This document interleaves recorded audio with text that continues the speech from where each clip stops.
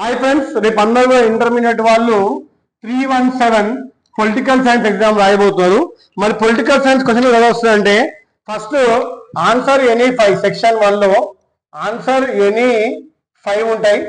5 8 40, ఒకటి 8 marks question ఉంటుంది.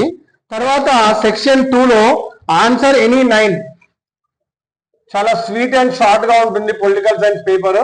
Answer any 9, 9 4 36. తర్వాత answer any 8, section 3 answer any 8, 8 2 16. So ఇక్కడికి మీకు ఎన్ని మార్క్స్ అయిపోతాయి? 12 + 1 4 5 6 7 8 92 మార్క్స్ అయిపోతాయి. And section 4 answer any 8, 8 1 8 marks. ఇవి 1 mark questions. So political science పేపర్కి వెళ్తే నేను ఆల్రెడీ ఇంతకుముందు వీడియోస్ లో చెప్పాను, పొలిటికల్ సైన్స్ లో ఎస్ఏ మార్క్స్ లో మీకు చాలా క్వశ్చన్స్ వస్తుంటాయి. ఎగ్జాంపుల్ క్వశ్చన్స్ కూడా మీకు ఇచ్చాను. Explain the basic principles of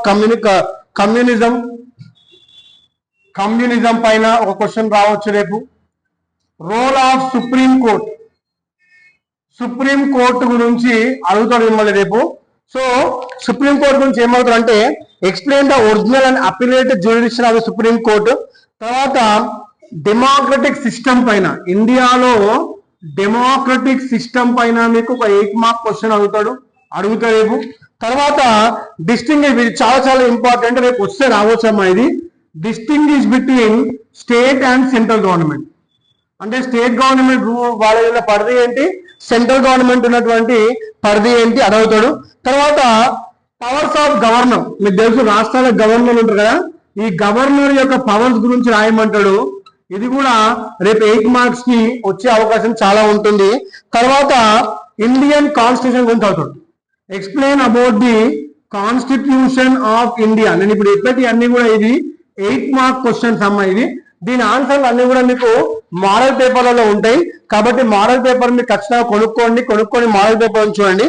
తర్వాత ఇంకా కొన్ని క్వశ్చన్స్ చెప్తాను 8 మార్క్స్ చూడండి. ఇది కాకుండా powers of the district collector, ఈ డిస్ట్రిక్ట్ కలెక్టర్ యొక్క పవర్స్ ఏంటి, ఇది కూడా 8 మార్క్ క్వశ్చన్. తర్వాత ఇంకా 8 మార్క్స్ లో మీకు వస్తే ఇది రావచ్చు, ఏంటంటే పంచాయత్ రాజ్. ఈ పంచాయత్ రాజ్ అంటే ఏంటంటే ఇలా వస్తుంది question. Explain briefly the 3 tier structure of the Panchayat Raj.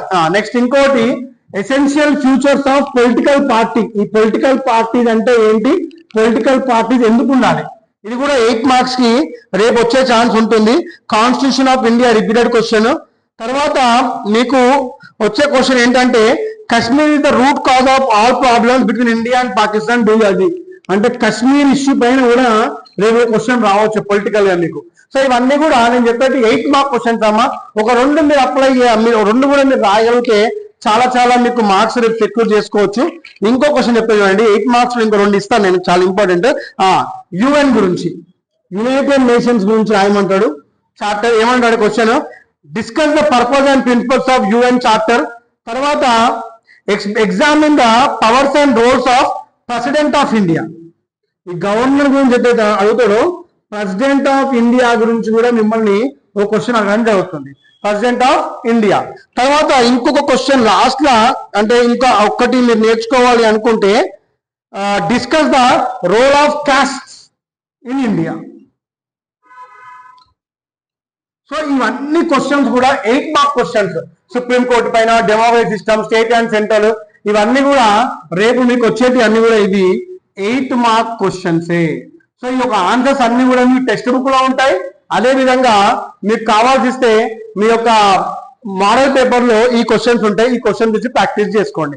తర్వాత మనం ఒకవేళ 2 మార్క్స్కి వెళ్దాం. ఒకసారి 2 మార్క్స్ ఇంపార్టెంట్ క్వశ్చన్ చూసుకుంటే చూడండి, 2 మార్క్స్ చాలా రిపీట్ క్వశ్చన్ ఉంటాయి. ఒకటి, నేషనల్ ఎమర్జెన్సీ అంటే ఏంటి? ఇందిరాగాంధీ పీరియడ్ లో ఈ ఎమర్జెన్సీ విధించారు. What is national emergency? 2 marks. Financial emergency అంటే ఏంటి? ఫైనాన్షియల్ ఎమర్జెన్సీ, ఇది కూడా 2 మార్క్స్ కి రేపు రావచ్చు. తర్వాత union list, what is union list? తర్వాత డిఫైన్ పొలిటికల్ పార్టీ అంటే ఏంటి అని వస్తుంది. తర్వాత ఈవీఎం అంటే what is electronic voting machine. Meaning of political science